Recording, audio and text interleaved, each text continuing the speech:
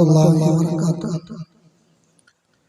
കോഴിയുടെ മുള്ളോടെ കൂകുന്ന ചൊന്നാരെ കുശാലെ കൂകി പാറപ്പിച്ച് വിട്ടോ കുപ്പിക്കകത്തുള്ള വസ്തുവിനെ പോലെ കാണാൻ ഞാൻ നിങ്ങളുടെ കൽബകമെന്നോ.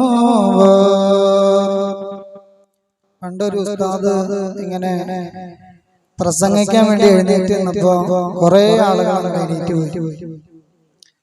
അപ്പൊ ഉസ്താദ് പറഞ്ഞു, എന്റെ പ്രസംഗം കേൾക്കാൻ വേണ്ടി ഇവിടെ ഇരിക്കുന്നവർക്കൊക്കെ സ്വർഗം കൊടുക്കുക, എണിച്ചു പോണ എല്ലാവർക്കും നീ നരകം കൊടുക്കുക. അപ്പൊ ആ പോയ കൂട്ടത്തിലെ കമ്മിറ്റിക്കാരുണ്ടായിരുന്നു. പിറ്റേ ദിവസം മൊയ്ലിയാർ അവിടെ പിരിച്ചു വിളിച്ചു. അപ്പൊ അങ്ങനെ പറയാൻ പാടില്ല. നല്ല നെയ്യത്തോടു കൂടി പള്ളിയിൽ ഇരിക്കുക. നവൈത്തുൽ ഇഅ്തികാഫ ഫീ ഹാദൽ മസ്ജിദില്ലാഹി തആല. എന്തെങ്കിലും ധൃതിയുള്ളവരുണ്ടെങ്കിൽ അവർ അള്ളാഹുവിനെ ഓർത്ത് അത് പോയി ആവശ്യം നിർവഹിച്ചതിന് ശേഷം ഇവിടെ പള്ളിയിൽ ഇരിക്കുക. അല്ല, നമ്മൾ ചിലപ്പോൾ ഇപ്പൊ തന്നെ തീരും, ചിലപ്പോൾ ഇപ്പൊ തന്നെ ഉസ്താദ് നിർത്തും എന്നുള്ള ആ ഒരു പ്രതീക്ഷയോട് കൂടി ആരും എന്റെ മുഖത്തേക്ക് നോക്കുന്നുണ്ട്. എല്ലാവരും ക്ഷീണിതരാണ്. ലൈലത്തുൽ ഖദ്ർ കിട്ടുക എന്ന് പറഞ്ഞാൽ അത് ജീവിതത്തിലെ മഹാസൗഭാഗ്യമാണ്. ജിൻസിന് എന്ത് പരിപാടി ഉള്ളത് പെട്ടെന്ന് പോയിട്ട് അപ്പൊ നമ്മുടെ ആയുസ്സിൽ അല്ലാഹു തആല എഴുതി വെച്ചിരിക്കുന്ന ഒരു സംഗതിയാണ് റമളാനിൽ ഒരുമിക്കുക എന്നത്. അത് മാത്രല്ല, റമളാനിൽ ഒരുമിക്കല് മാത്രല്ല, ലൈലത്തുൽ ഖദ്ർ കിട്ടുക എന്ന് പറഞ്ഞാൽ അത് വളരെ സൗഭാഗ്യമുള്ളൊരു കാര്യമാണ്. ഇത്തിരി കുറച്ച് AC വേണിച്ചിട്ട് കൂട്ടിയിട്ടാ, എന്നാലും കുഴപ്പമില്ല. ഇത്രയും നേരം ഇങ്ങനെ ആരെച്ചിരി ചൂടുവെള്ളം കൊണ്ടുതന്നെ ബഷീറിന്റെ അടുത്ത് പറഞ്ഞു ഭയങ്കര ബുദ്ധിമുട്ട്, വെള്ളമില്ലാഞ്ഞിട്ട്. അപ്പോ മുഹയ്യിദ്ദീൻ ശൈഖിനെ പ്രസവിച്ചത് റമളാനിലാണ്. മുഹയ്യിദ്ദീൻ ശൈഖ് 30 ദിവസവും നോമ്പ് പിടിച്ചില്ല. എന്താണ്? മുല കുടിച്ചില്ല. മുലനെ തൊടാത്തവർ 30 ദിവസവും മുഹയ്യിദ്ദീൻ ശൈഖ് അവர்கள் എന്താണ് അമ്മയുടെ അമ്മിഞ്ഞ കുടിക്കാതെ 30 ദിവസം കഴിഞ്ഞതിന് ശേഷമാണ് ഇത് സ്റ്റാർട്ട് ചെയ്തത്. ഒന്ന് ഓർത്തു നോക്കിയേ, ചെറിയ കുട്ടിയായിരിക്കുമ്പോ തന്നെ ആനയുടെ കുട്ടി എന്തെങ്കിലും ആനക്കുട്ടിയാന്ന് പറഞ്ഞു കേട്ടിട്ടില്ലേ? നമ്മുടെയൊക്കെ മക്കളെ കുറിച്ച് പറയില്ലേ, പാഞ്ഞേന്റെ മുട്ട പറക്കും അതിന്റെ മുട്ട ഉരുളൂന്ന് എന്ന് പറഞ്ഞതുപോലെയാണ് മഹാനവറുകളുടെ വാപ്പ ജീവിതത്തിൽ ഒരു ഹറാമോ ഒരു കറാഹത്ത് പോലും ചെയ്യാത്ത വളരെ സൂക്ഷ്മതയുള്ള എന്താണ് 2 ദമ്പതികൾക്കുണ്ടായ പൊന്നുമോനാണ് മഹാനായ മുഹയ്യിദ്ദീൻ ശൈഖ് അവറുകൾ. അതുകൊണ്ട് ജീവിതത്തിൽ പ്രസവിക്കപ്പെട്ടത് തന്നെ ഒരു റമളാനിലായതുകൊണ്ട് 30 ദിവസവും എന്താണ് മാമം കുടിച്ചില്ല, അമ്മിഞ്ഞ കുടിച്ചില്ല. അതുകൊണ്ടാണ് ഞാൻ ആ ബൈത്ത് അവിടെ പാടിയത്. സ്വതക്കയുടെ മാസമാണ്. നമ്മളെല്ലാം ഫിത്ർ സക്കാത്ത് കൊടുക്കണം. സക്കാത്ത് 2 വിധമുണ്ട്. ഒന്ന് സക്കാത്തുൽ ബദനി, ഒന്ന് ശരീരത്തിന്റെ സക്കാത്താണ്. അതിന് പറയുന്ന പേര് ഫിത്ർ സക്കാത്ത് എന്നാണ്. പിന്നെയുള്ളത് സക്കാത്തുൽ മാലി, അതാണ് മുതലിന്റെ സക്കാത്താണ്. നമ്മുടെ നിത്യജീവിതത്തിൽ നമ്മൾ ബന്ധപ്പെടുന്ന 8 ഇനത്തിൽ നമ്മൾ സക്കാത്ത് കൊടുക്കണം. അതിന്റെ അവകാശികൾ ഖുർആൻ പറയുന്നത് 8 അവകാശികൾക്ക് 8 ഇനത്തിൽ നിന്നും നിങ്ങൾ സക്കാത്ത് കൊടുക്കണമെന്നാണ്. സക്കാത്ത് എന്നത് അവകാശം. എന്താണ്? പാവപ്പെട്ടവന്റെ അവകാശമാണ്, ഔദാര്യമല്ല. നമ്മളെങ്ങനെ സക്കാത്ത് കൊടുക്കണേ? പാവപ്പെട്ട ആളുകൾ റമളാനിൽ നമ്മുടെ വീട്ടിൽ വരുമ്പോ നമ്മൾ എടുത്തു വച്ചിരിക്കുന്ന സക്കാത്തിന്റെ എന്താണ് പൈസയിൽ നിന്നും അവർക്ക് എടുത്തു കൊടുക്കും അല്ലെ? സക്കാത്ത് കൊടുക്കേണ്ടത് അങ്ങനെയല്ല. 1,00,000 രൂപ ഒരാളുടെ കയ്യിൽ ഈ ജനുവരി 1 മുതൽ അല്ലെങ്കിൽ റമളാൻ 1 മുതൽ അടുത്ത റമളാൻ 1 വരെ എന്റെ കയ്യിൽ അല്ലെങ്കിൽ എന്റെ കസ്റ്റഡിയിൽ 1,00,000 രൂപയുണ്ട്. ഈ 1,00,000 രൂപയുണ്ടെങ്കിൽ അടുത്ത റമളാൻ 1-നും 1,00,000 രൂപ എന്റെ കയ്യിലുണ്ടെങ്കിൽ അതിൽ 2,500 എന്റെ അല്ലാതെ എന്റെ സമ്പത്തിന്റെ അഴുക്കാണ്. ശഫീഉനാ റസൂലുള്ളാഹി. 1,00,000 രൂപയ്ക്ക് 2.5% രൂപ നമ്മൾ സ്വർണത്തിൽ കൊടുക്കണം, വെള്ളിയിൽ കൊടുക്കണം, അതുപോലെ നമ്മുടെ കച്ചവട സാധനങ്ങളിൽ കൊടുക്കണം. 8 വിഭാഗങ്ങൾ ആട്, മാട്, ഒട്ടകം, പിന്നെയോ ധാന്യങ്ങളിലും പഴവർഗ്ഗങ്ങളിലും സക്കാത്തുണ്ട്. ഇങ്ങനെ 8 വിഭാഗത്തിൽ നമ്മുടെ സക്കാത്ത് എന്നത് അത് അഴുക്ക് നീക്കിയില്ല എങ്കിൽ ഖിയാമത്ത് നാളിൽ അവനെ അതാ തീയിനാലുള്ള ആഭരണം അണിയിക്കുമെന്ന് നബി മുഹമ്മദ് മുസ്തഫ. നമ്മുടെ സക്കാത്ത് സ്വതക്ക വേറെയാണ്. സക്കാത്തും സദക്കയും രണ്ടും ഒന്നല്ല. സ്വതക്ക എന്നത് സുന്നത്താണ്. ഒരടിമയെ കുറിച്ച് അല്ലാഹു തആല പറഞ്ഞത്, ഒരടിമ ധാരാളമായി സ്വതക്ക ചെയ്തു, ഒരടിമ ധാരാളമായി സ്വതക്ക ചെയ്തു, അവൻ എന്ത് ചെയ്തു? സുന്നത്തായ സ്വതക്ക ഇങ്ങനെ ധാരാളം ചെയ്തതുകൊണ്ട് സക്കാത്തിനെ കുറിച്ചുള്ള അവന്റെ ഏട് പരിശോധിക്കുമ്പോൾ സക്കാത്ത് അവൻ ഒരുപാട് കൊടുത്തിട്ടില്ല. കൂടുതൽ കൊടുത്തേക്കണം എന്താണ്? സ്വതക്കയാണ്. ഫർള് നിസ്കാരം ഇതുപോലെ തന്നെയാണ്. അവന്റെ ഫർള് നിസ്കാരം നോക്കുമ്പോ അവൻ ഒരുപാട് ഫർള് നിസ്കരിച്ചിട്ടില്ല. പക്ഷേ റമളാനിൽ തറാവീഹ് ഒരിക്കലും മുടങ്ങിയിട്ടില്ല. ഇതുപോലെ തന്നെയാണ് സക്കാത്തും സ്വതക്കയും. ഇതുപോലെ തന്നെയാണ് ഹജ്ജും. ധാരാളം ഉംറ ചെയ്തിട്ടുണ്ട്, പക്ഷെ ഹജ്ജിന് ഇതേവരെ പോയിട്ടില്ല. ഇങ്ങനെ വന്നാൽ അല്ലാഹു തആല മലക്കുകളോട് പറയാം, മലക്കുകളെ, എന്റെ അടിമയുടെ ഫർള് നീ ഒന്ന് പരിശോധിച്ചു നോക്ക്. നിസ്കാരം നോക്കുമ്പോൾ ഫർള് കുറവാണ്, അതുപോലെ നോമ്പ് നോക്കുമ്പോൾ ഫർള് നോമ്പ് കുറവാണ്, ഇതുപോലെ തന്നെ സക്കാത്ത് നോക്കുമ്പോൾ സക്കാത്ത് കുറവാണ്. എന്നാൽ അടിമയോട് എന്താണ്? മലക്കിനോട് അല്ലാഹു പറയും, എന്നാൽ അവന്റെ സുന്നത്തൊന്ന് പരിശോധിക്ക്. അപ്പൊ പിന്നെ മലക്ക് പിന്നെ ഫർള് അവിടെ മാറ്റി വെച്ചിട്ട് അവന്റെ സുന്നത്ത് നോക്കും. സുന്നത്ത് നോക്കുമ്പോ എല്ലാ റമളാനിക്കും പള്ളിയിൽ വാങ്ങു പറയാൻ വന്ന മുത്തഅല്ലിമിന് കൊടുത്തിട്ടുണ്ട് 50, 100, 50, 500. ഇരു കൈ അറിയാ വലത്, ഇടത് കൈ അറിയാതെ വലത് കൈ കൊണ്ട് മുത്തഅല്ലിമീങ്ങൾക്ക് സ്വതക്ക ചെയ്തിട്ടുണ്ട്. 30 ദിവസവും ചെയ്തു. മലക്കുകളോട് അല്ലാഹു പറയും, അവന്റെ ഫർളുകളെ ആ സുന്നത്തായ സ്വതക്ക കൊണ്ട് പരിഗണിക്കണേ. ശഫീഉനാ റസൂലുള്ളാഹി. അവന്റെ സക്കാത്തിന്റെ വിടവ് റമളാനിൽ അവൻ ചെയ്ത ചെറിയ ചെറിയ സ്വതക്കകൾ കൊണ്ട് ആ സക്കാത്ത് എന്ന വിടവ് അല്ലാഹു തആല കൂട്ടിക്കളയുന്നതാണ്. ശുക്രൻ, ജസാക്കല്ലാഹ്.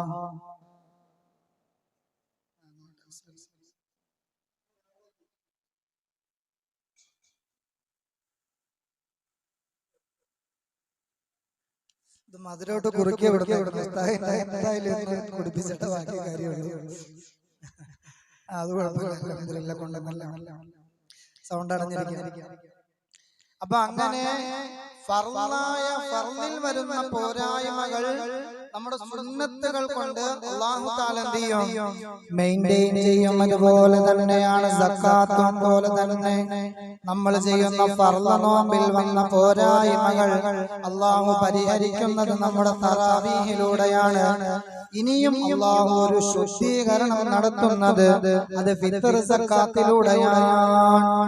നല്ല ഫിത്ർ സക്കാത്ത് നമ്മൾ കൃത്യമായി കൊടുത്താൽ മാത്രമേ നമ്മൾ ഈ 30 ദിവസം നിസ്കരിച്ച സുന്നത്തും ഫർളും നോമ്പും ഇതെല്ലാം ആകാശത്ത് ഇങ്ങനെ തങ്ങി നിൽക്കും. ശവ്വാൽ 30-ന്റെ, അതായത് റമളാൻ 30-ന്റെ സൂര്യൻ അസ്തമിക്കലോടുകൂടി ലോകത്തുള്ള മുഴുവൻ വിശ്വാസിക്കും ഫർളാകുന്ന ഒരു ശക്തമായ ഒരു ഇബാദത്താണ് ഫിത്ർ സക്കാത്ത്. വീട്ടിൽ എത്ര അംഗങ്ങളുണ്ടെന്ന് നോക്കാം. ഓരോ അംഗത്തിനും 2.5 കിലോ അല്ലെങ്കിൽ 3 ലിറ്റർ, 3.2 ലിറ്റർ, ചില നാടുകളിൽ 2.5 മുതൽ കൊടുക്കുന്നവരുണ്ട്. യഥാർത്ഥ കണക്ക് 2,400 ആണ്. 2.5 കിലോ കൊടുക്കുന്നവരുണ്ട്, 2,400 കൊടുക്കുന്നവരുണ്ട്, 2,500 800 കൊടുക്കുന്നവരുണ്ട്, 3 കിലോയും അതിൽ അധികവും കൊടുക്കുന്നവരുണ്ട്. എങ്ങനെ പോയാലും ലിറ്റർ കണക്ക് 3.200 ലിറ്ററാണ് ഫിത്ർ സക്കാത്ത്. വീട്ടിൽ എത്ര അംഗങ്ങളുണ്ടോ ആ അംഗങ്ങൾക്ക് എല്ലാവർക്കും ആളൊന്നിനു വീതം 4 മുദ്ദ്, അതായത് ഒരു 3.200 ലിറ്ററാണ് ഫിത്ർ സക്കാത്ത്. അപ്പൊ ഞാൻ എന്റെ വീട്ടിൽ ഭാര്യ, എന്നെ ആശ്രയിച്ച് കഴിയുന്ന എന്റെ ഉമ്മ, എന്റെ ഉപ്പ, എന്റെ മക്കൾ, ഇവർക്കെല്ലാവർക്കും വേണ്ടി, ഓരോരുത്തർക്കും വേണ്ടി നമ്മൾ നാട്ടിൽ സ്ഥിരമായി കഴിക്കുന്ന ഭക്ഷണം 1 കിലോ എന്താണ് ആ അരി മേടിച്ചിട്ട് കുഴിമന്തി ഉണ്ടാക്കി കൊടുത്താൽ അത് സ്വീകരിക്കില്ല. വേറെ എന്തെങ്കിലും വിഭവങ്ങൾ ഉണ്ടാക്കി, അതൊക്കെയാണുള്ള ട്രെൻഡ്. കുഴിമന്തി എന്ന് പറഞ്ഞപ്പോ ചിരിക്കണം അവിടെ. അസ്ലം നമ്മുടെ നാട്ടിൽ എന്താണ് കുഴിമന്തി ഉണ്ടെന്ന് പറഞ്ഞു കഴിഞ്ഞാൽ പിന്നെ പിള്ളേർക്കൊക്കെ അത് മതി. ചിക്കന്റെ വിഭവങ്ങളും മതി പിള്ളേർക്കൊക്കെ. അല്ലാഹു തആല കാക്കുമാറാവട്ടെ. നാട്ടിൽ സ്ഥിരമായി ഉപയോഗിക്കുന്ന ധാന്യങ്ങളാണ് കൊടുക്കേണ്ടത്. എപ്പോ കൊടുക്കണം? ശവ്വാലിന്റെ, അതായത് പെരുന്നാൾ റമദാൻ 30-ന്റെ സൂര്യൻ അസ്തമിച്ചതിന് ശേഷമാണ് ഇത് നിർബന്ധമാവുന്നത്. പെരുന്നാൾ നിസ്കാരത്തിന് ഇമാം കൈ കെട്ടുന്നതിന് മുമ്പ് കൊടുക്കലാണ് ഏറ്റവും ശ്രേഷ്ഠമായ സമയം. അതുകൊണ്ട് നമ്മുടെ ഉമ്മാമ്മമാരും ഉപ്പാപ്പമാരൊക്കെ പണ്ട് കാലത്ത് 30 പൂർത്തിയായി കഴിഞ്ഞാൽ പെരുന്നാളാണെന്ന് അറിഞ്ഞാൽ അവർ ആദ്യം തന്നെ അരിയൊക്കെ എടുത്ത് തൂക്കി നെയ്യത്താക്കി എടുത്ത് വെച്ചിട്ടുണ്ടാവും. ഇപ്പുറത്തെ വീട്ടിൽ നിന്ന് അപ്പുറത്തെ വീട്ടിൽ നിന്ന് അങ്ങോട്ട് ഇങ്ങോട്ട് അല്ലേ, രാത്രി അങ്ങോട്ടും ഇങ്ങോട്ടും ടോർച്ചായിട്ട് പോയി ഫിത്ർ സക്കാത്ത് കൊടുക്കുകയാണ്. ഏറ്റവും കൂലിയുള്ള സമയമാണ് ആ സമയം. ഏത്? സൂര്യൻ റമദാൻ 30-ന്റെ സൂര്യൻ അസ്തമിച്ചത് മുതൽ ഇമാമ് പെരുന്നാൾ നിസ്കാരത്തിന് കൈ കെട്ടുന്നതിന് മുന്നേ ഫിത്ർ സക്കാത്ത് കൊടുക്കലാണ് ഏറ്റവും അഫ്ളലായ സമയം. നിസ്കാരം കഴിഞ്ഞ് ബന്ധിപ്പിക്കൽ കറാഹത്താണ്. കറാഹത്തോടുകൂടി അതാണ് ശരിയാവും. ആ ദിവസത്തെ വിട്ട് ഫിത്ർ സക്കാത്ത് ബന്ധിപ്പിക്കൽ ഹറാമാണ്. ശഫീഉനാ റസൂലുള്ളാഹി പെരുന്നാൾ ദിവസത്തെ വിട്ട് ബന്ധിപ്പിക്കാൻ പാടില്ല, അത് ഹറാമാണ്. പിന്നെയോ ആർക്കൊക്കെയാണ് കൊടുക്കേണ്ടത്? പെരുന്നാൾ 30-ന്റെ അന്ന് ഒരു കുട്ടി ജനിച്ചു. പെരുന്നാൾ 30-ന്റെ അന്ന് ഭാര്യ ഗർഭിണിയായിരുന്നു. പെരുന്നാളിന്റെ നോമ്പ് തുറക്കാൻ 10 മിനിറ്റ് എന്താണ് 1 മണിക്കൂർ മുമ്പുള്ളപ്പോ ഫോൺ വന്നേക്കാണ്, പ്രസവിച്ചുട്ടാ. എന്താണ് കുട്ടി? ആൺകുട്ടിയാണ്, അൽഹംദുലില്ലാ. എന്നാൽ പെരുന്നാളിന്റെ അന്ന് വൈകുന്നേരം 1 മണിക്കൂർ കഴിഞ്ഞ് 1.5 മണിക്കൂർ കഴിഞ്ഞ് അസ്തമിക്കുന്ന സൂര്യന് ശേഷം ഈ കുട്ടിക്ക് വേണ്ടിയും ഫിത്ർ സക്കാത്ത് കൊടുക്കണം. ബാങ്ക് കൊടുത്തോണ്ടിരുന്നപ്പോഴാണ് പ്രസവിക്കണത്, എന്നാൽ ആ കുട്ടിക്ക് ഫിത്ർ സക്കാത്തില്ല. ബാങ്ക് കൊടുത്തോണ്ടിരുന്നപ്പോഴാണ് പ്രസവം നടക്കണ അവിടെ, എന്നാൽ ആ കുട്ടിക്ക് എന്തില്ല? ഫിത്ർ സക്കാത്തില്ല. ബാങ്കിന്റെ 6:39-ന് 6:38-ന് ഒരു കുട്ടി ജനിച്ചാലും ആ കുട്ടിക്ക് ഫിത്ർ സക്കാത്തുണ്ട്. 6:39-ന് ശേഷം എത്ര കുട്ടി ജനിച്ചാലും ആ കുട്ടിക്ക് ഒന്നും ഫിത്ർ സക്കാത്തില്ല. അപ്പൊ ഒരു കുട്ടി എന്താണ്, ചില പെണ്ണുങ്ങളെ ഇരട്ട പ്രസവിക്കും അല്ലേ, ഇരട്ട പ്രസവിക്കും. ഒരു കുട്ടീനെ പ്രസവിച്ച് ചിലപ്പോ 1 5 10 മിനിറ്റ് കഴിഞ്ഞായിരിക്കും ചിലപ്പോ അടുത്ത ആള് പുറത്തു വരുന്നത്. അപ്പൊ ഒരു കുട്ടി വന്നത് ബാങ്കിന്റെ 6:38-നും മറ്റേ കുട്ടി വന്നത് 6:40-ന് ശേഷമാണെങ്കിൽ ആദ്യം വന്ന കുട്ടിക്കാണ് ഫിത്ർ സക്കാത്ത് നിർബന്ധമുള്ളത്. ശേഷം വന്ന രണ്ടാമത്തെ കുട്ടിക്ക് ഒരു പ്രസവത്തിൽ തന്നെയാണ്, പക്ഷെ രണ്ടാമത് വന്ന കുട്ടിക്ക് ഫിത്ർ സക്കാത്ത് നിർബന്ധമില്ല. ശഫീഉനാ റസൂലുള്ളാഹി. പിന്നെയോ റമദാൻ 30-ന്റെ അന്ന് വാപ്പ പോയി ഒരു പെണ്ണങ്ങട് കിട്ടി. ഒരു പെണ്ണിനെ കെട്ടിക്കൊണ്ട് വീട്ടിലേക്ക് വന്നാൽ ആ കെട്ടിക്കൊണ്ട് വന്ന പെണ്ണിനും ഫിത്ർ സക്കാത്തുണ്ട്. വാപ്പായും ഉമ്മായും എന്താണ് തല്ലുകൊടുത്ത കൂടി വഴക്കൂടി ഇരിക്കുകയാണ്. ഉമ്മ ഉമ്മാടെ വീട്ടിലും വാപ്പ വാപ്പാടെ വീട്ടിലുമാണ്. എന്നാലും ഭാര്യയുടെ ഫിത്ർ സക്കാത്ത് ഭർത്താവ് കൊടുക്കണം. കാരണം അവന്റെ ഭാര്യ തന്നെയാണ്, നിയമപ്രകാരം അവന്റെ ഭാര്യ തന്നെയാണ്, ഇടപാട് തീർത്തിട്ടില്ല, വഴക്കുകൂടിയാണ് ഇരിക്കുന്നത്. ഇങ്ങനെയുള്ള കുറെ നിയമങ്ങളുണ്ട്, അത് നമ്മൾ ശ്രദ്ധിക്കണം.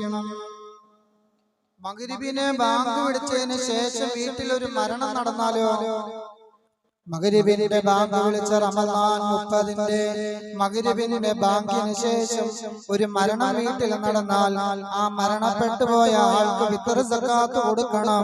കാരണം ബാങ്കിന്റെ സമയം വരെ അദ്ദേഹം വീട്ടിൽ ജീവനോടെയുണ്ട്. അപ്പൊ അതുകൊണ്ട് അയാൾക്ക് കൊടുക്കണം. ഇതാണ് നിയമം. അപ്പോ ഫിത്ർ സക്കാത്ത് കൊടുക്കേണ്ടത് അതിന്റെ അവകാശികൾക്ക് കൊടുക്കണം. ആരൊക്കെ അവകാശി? ഫക്കീർ. ഭായിമാര് പോവാണല്ലോ, നല്ല അടിപൊളി ഡ്രസ്സൊക്കെ ഇട്ടുകൊണ്ട് വന്ന് 27ാം കൂടെ വന്നാണ് പാവം.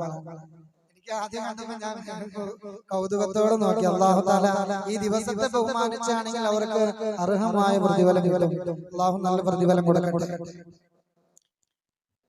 ഫക്കീർ, മിസ്കീൻ, അതുപോലെ സക്കാത്തിന്റെ ജോലിക്കാരൻ, കടം കൊണ്ട് വളഞ്ഞവൻ, പൊതുവിശ്വാസി, സ്വതന്ത്ര പത്രം എഴുതിയ അടിമ, അള്ളാന്റെ മാർഗത്തിൽ യുദ്ധത്തിന് പോകുന്നവൻ, പൊതുവിശ്വാസി. ഇങ്ങനെ 8 വിഭാഗം ആളുകൾക്കാണ് സക്കാത്തിന്റെ അവകാശികൾ. ഇവർക്കല്ലാതെ നിങ്ങൾ കൊടുക്കാൻ പാടില്ല. പണ്ടൊരാള് സ്വതക്ക ചെയ്തു. അയാൾ സ്വതക്ക ചെയ്തതൊരു വ്യഭിചാരിയായ പെണ്ണിനാണ്.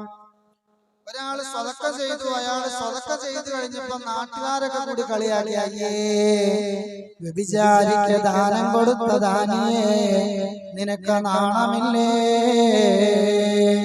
ആൾക്കാരൊക്കെ കൂടി ആ പാവത്തിനെ കളിയാക്കി. അങ്ങനെ ദാനി പിന്മാറിയില്ല.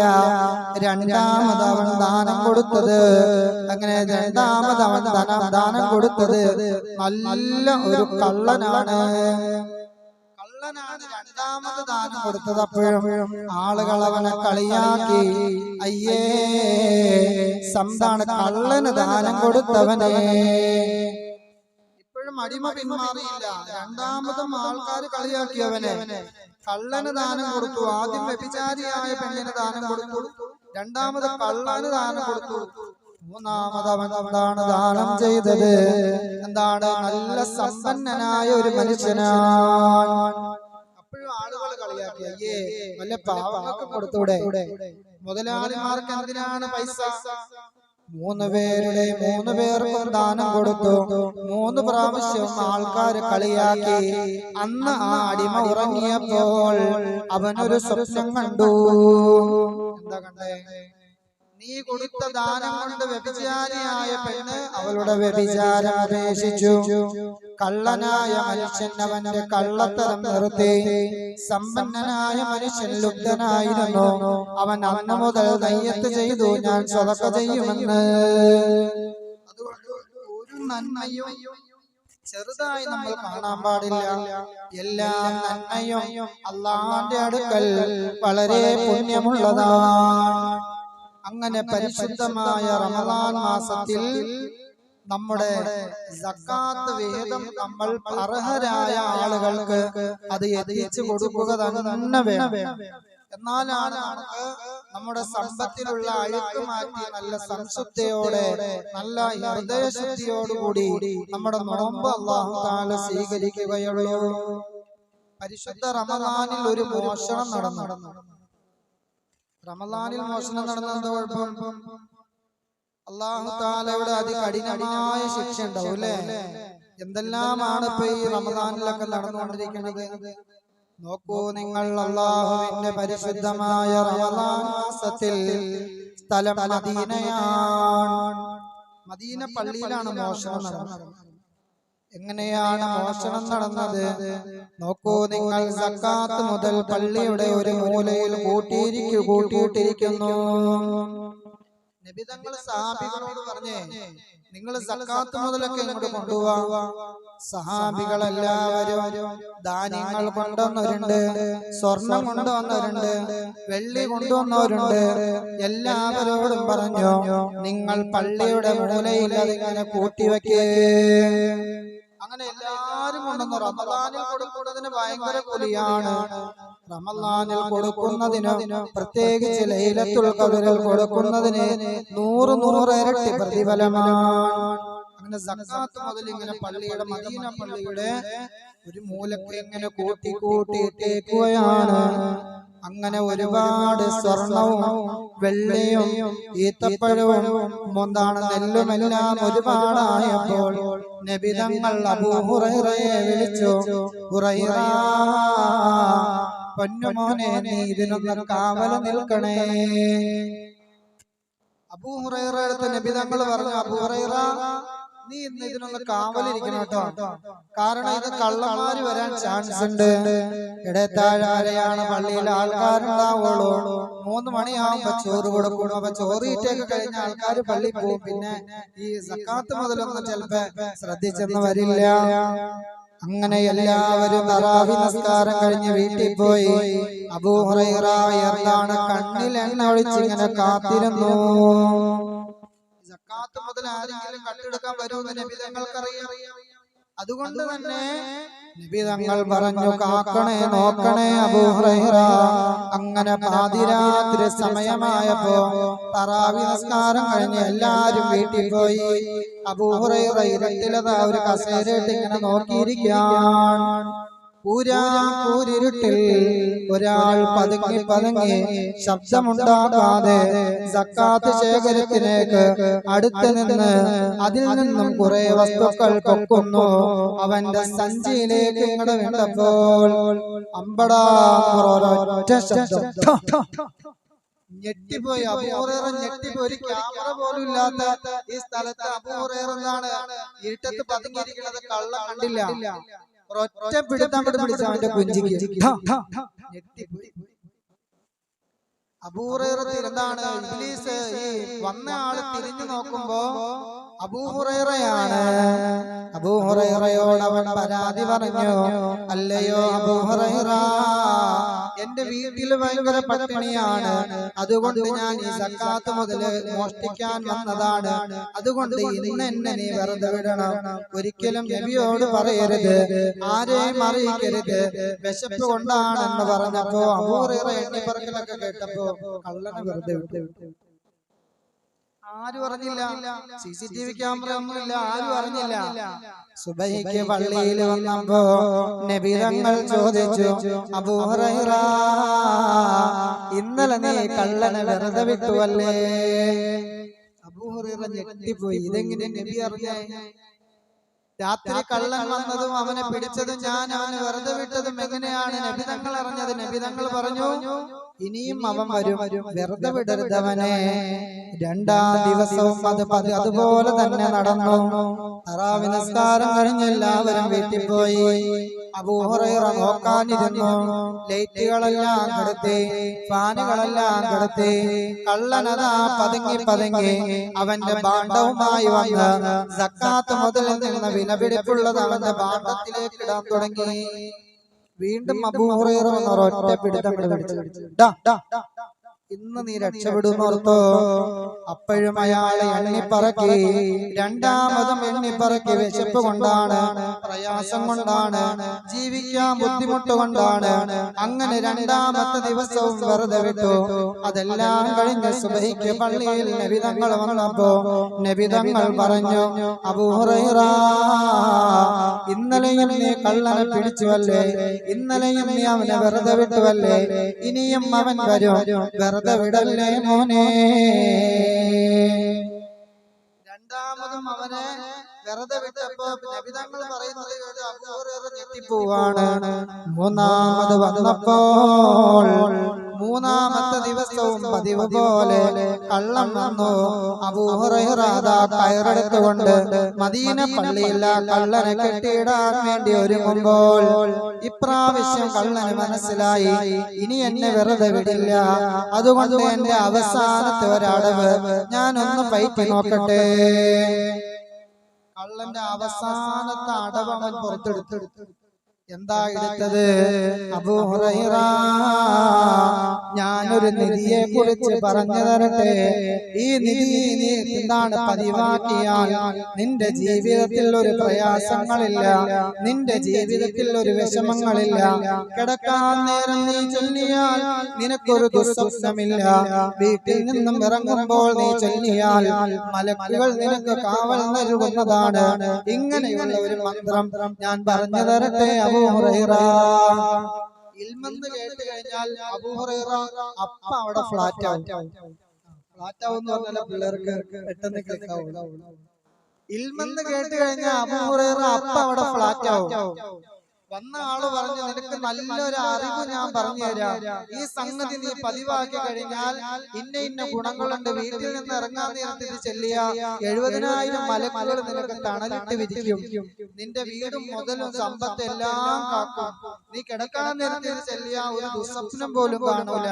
ഇങ്ങനെയുള്ള നല്ലൊരു അറിവ് ഞാൻ നിനക്ക് പറഞ്ഞു തരട്ടെ. പറഞ്ഞു, ശരി, ഓക്കെ, ഇനി മേലിൽ ആവർത്തിക്കരുത് കേട്ടോ. അറിവ് എന്താന്ന് വെച്ച് വേഗം പറ. ഉടനെ വന്നാള് പറഞ്ഞു, സൂറത്തുൽ ബഖറയുടെ 255-ാമത്തെ ആയത്ത്, ആയത്തുൽ ഖുർസി ഉണ്ടല്ലോ. ഈ ആയത്തുൽ ഖുർസി ഇതിന്റെ എല്ലാത്തിന്റെയും ഔഷധമാണ് നബി മുഹമ്മദ് മുസ്തഫ.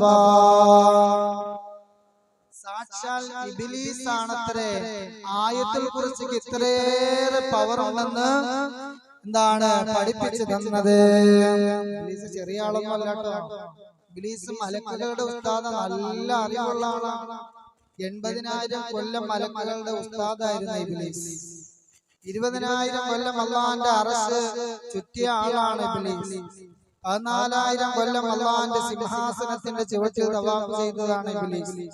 അപ്പൊ ഇബ്ലീസ് ചെറിയ ആളെന്നല്ല. ഇബ്ലീസാണ് ആയത്തുൽ ഖുർസിക്ക് വളരെയേറെ പുണ്യമുണ്ടെന്ന് പറഞ്ഞു കൊടുത്തത്. അതുകൊണ്ട് ഖുർആനിന്റെ ഓരോ ആയത്തുകൾക്കും ഇരട്ടി ഇരട്ടി പ്രതിഫലമുണ്ട്. പ്രത്യേകിച്ച് പ്രതിഫലമുള്ളതാണ് ആയത്തുൽ ഖുർസിയോ ആമന റസൂലോ. ഇത് പതിവാക്കണേ. ബാങ്കിന്റെയും ഇഖാമത്തിന്റെയും ഇടയിൽ ആയത്തുൽ ഖുർസി ഓതിയാൽ അല്ലാഹു തആല റഹ്മത്തിന്റെ ചിറക് കൊടുക്കും. ഫർള് നിസ്കാരങ്ങളുടെ ഉടനെ ഒരാൾ ആയത്തുൽ ഖുർസി പതിവാക്കിയാൽ അവൻ സ്വർഗ്ഗത്തിൽ കടക്കാൻ മരണം മാത്രമാണ് തടസ്സമെന്ന് നബി മുഹമ്മദ് മുസ്തഫ. നിസ്കാരങ്ങളുടെ ശേഷം ആയത്തുൽ ഖുർസി പതിവാക്കിയാൽ അവൻ സ്വർഗ്ഗത്തിൽ കടക്കാൻ മരിച്ചാൽ മതി, സ്വർഗ്ഗത്തിൽ പോകുമെന്ന് ജീവിതത്തിൽ ഒരിക്കൽ പോലും കളവ് പറയാത്ത നബി മുഹമ്മദ് മുസ്തഫ സല്ലല്ലാഹു അലൈഹി വസല്ലം. അപ്പൊ അതുകൊണ്ട് നമ്മുടെ സക്കാത്ത് നമ്മൾ കൊടുക്കണം. അതുപോലെ തന്നെ അതിന്റെ അവകാശികൾക്ക് കൊടുക്കണം. സക്കാത്ത് മാറ്റി വെക്കുന്ന സമയത്ത് അത് നെയ്യത്ത് ചെയ്യണം. ഇതെന്റെ എന്താണ്, ഇതെന്റെ സക്കാത്തിന്റെ, ഇതെന്റെ സമ്പത്തിന്റെ, അല്ലെങ്കിൽ ഇതെന്റെ കച്ചവടത്തിന്റെ, അല്ലെങ്കിൽ ഇതെന്റെ കൃഷിയുടെ, അല്ലെങ്കിൽ ഇതെന്റെ സ്വർണത്തിന്റെ, വെള്ളിയുടെ, എന്തിന്റെയാണോ 10.5 പവൻ സ്വർണം ഒരാളുടെ കയ്യിൽ ഒരു വർഷം അലമാരയിൽ ഫ്രീ ആയിട്ടിരുന്നാൽ 85 ഗ്രാം സ്വർണം, അതായത് 10.5 പവൻ സ്വർണം ഉപയോഗിക്കാത്ത ആഭരണം നമ്മുടെ വീട്ടിന്റെ അലമാരയിൽ ഉണ്ടെങ്കിൽ അതിന്റെ 2.5% അവൻ സക്കാത്ത് കൊടുക്കണം. വെള്ളി 595 ഗ്രാം വെള്ളി ഒരാളുടെ വീട്ടിലുണ്ടെങ്കിൽ അതിന്റെ 2.5% സക്കാത്ത് കൊടുക്കണം. ഇങ്ങനെ അതിന്റെ സക്കാത്താണെന്ന് നിശ്ചയിച്ച് എന്താണ് പൈസ എടുത്ത് മാറ്റി വെക്കുന്ന സമയത്ത് നെയ്യത്ത് ചെയ്യണം. അത് കൊടുക്കുന്ന സമയത്ത് എന്ത് ചെയ്യാം, അല്ല ഇതിന്റെ സക്കാത്തിന്റെ വിഹിതമാണെന്ന് പറഞ്ഞുകൊണ്ട് കൊടുക്കും. സദക്ക കൊടുത്തു കഴിഞ്ഞതിന് ശേഷം ഒരിക്കലും ഒരാളും ദുആ ചെയ്യാൻ പറയരുത്. സദക്കയുടെ ഫായിദ നഷ്ടപ്പെടും. നമ്മൾ എങ്ങനെയാണ്, നമ്മൾ ഒരാൾക്കൊരു 100, 500 അല്ലെങ്കിൽ 1000 കൊടുത്തിട്ട് ദുആ ചെയ്യണോട്ടാ. സ്വതക്ക ചെയ്തതിന് ശേഷം നമ്മൾ ദുആ ചെയ്യാൻ പറയാൻ പാടില്ല. കാരണം ദുആ ചെയ്യാൻ പറയുമ്പോ ദുആ ചെയ്യാമെന്ന് അയാൾ പറഞ്ഞാൽ അയാൾ ദുആ ചെയ്തതിന്റെ പ്രതിഫലമായിട്ടാണ് അത്രേ ഈ പൈസ അല്ലാഹു സ്വീകരിക്കുക. അപ്പൊ നമ്മൾ ഒരാൾക്ക് സ്വതക്ക ചെയ്തു കഴിഞ്ഞാൽ ഒരിക്കലും അയാളോട് ദുആ ചെയ്യാൻ പറയരുത്. നമ്മൾ ചെയ്യുന്ന സ്വതക്ക എന്ന് പറഞ്ഞാൽ അത് ഭയങ്കര പ്രതിഫലമുള്ളതാ. 1 രൂപയെങ്കിൽ 1 രൂപ, 10 രൂപയെങ്കിൽ 10 രൂപ, 500, 1000 എത്രയാണെങ്കിലും നമ്മളൊരു പാവപ്പെട്ടവന് പൈസ കൊടുത്തിട്ട് ദുആ ചെയ്യാൻ പറയുകയും അങ്ങനെ അയാൾ ദുആ ചെയ്യാട്ടോ എന്ന് പറഞ്ഞു കഴിഞ്ഞാൽ കൊടുത്ത ആ പൈസ അയാൾ ദുആ ചെയ്തതിന്റെ അത് അയാളുടെ ദുആ ചെയ്യൽ അയാളുടെ ബാധ്യതയാണ്. ആ ദുആ ചെയ്തതിന്റെ പ്രതിഫലമായിട്ടേ അത് സ്വീകരിക്കൂ. അപ്പൊ അതുകൊണ്ട് നമ്മുടെ പള്ളിക്കുട്ടിയിലൊക്കെ ഇടുന്നത് ഒരാളും ആരോട് നിങ്ങൾ പറയണം അള്ളാഹ് പറഞ്ഞു ബിസ്മില്ലാഹി നല്ല നെയ്യത്തില് പള്ളിയിലേക്ക് ഇടുന്നത് ഒരൊന്നും പറയണം അല്ലെ, ഭയങ്കര പൂരിയാ. അതുപോലെ വെള്ളിയാഴ്ച നമ്മുടെ ബക്കത്ത് പിരിവിന് അപ്പൊ നമ്മൾ സ്വതക്ക ചെയ്യുന്നത് വലത് കൈ കൊണ്ട് കൊടുക്കണത് ഇടത് കൈ പോലും അറിയരുതെന്നാണ്. അങ്ങനെ കൊടുക്കുന്നവന് അർശിന്റെ തണലുണ്ട്. നബി മുഹമ്മദ് മുസ്തഫ